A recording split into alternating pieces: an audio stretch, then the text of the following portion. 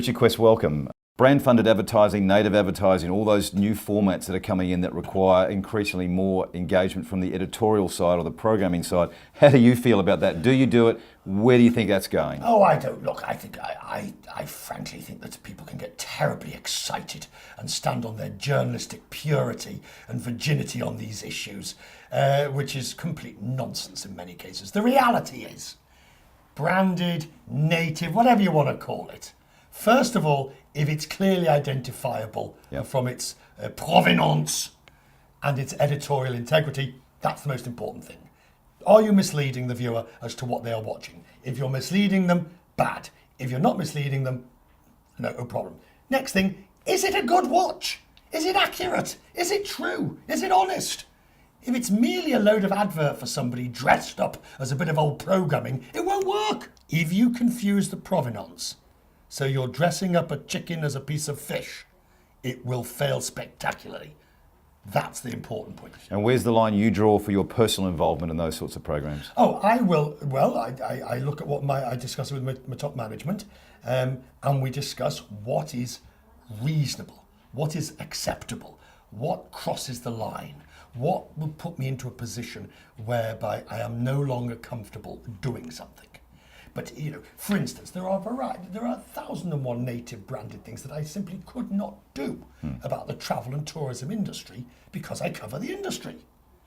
So you can hardly have me doing something if it's sponsored or, it's completely branded within. It would just be inappropriate. But I don't believe in this day and age that you can stand on some sort of journalistic high moral ground when there are wages to be paid.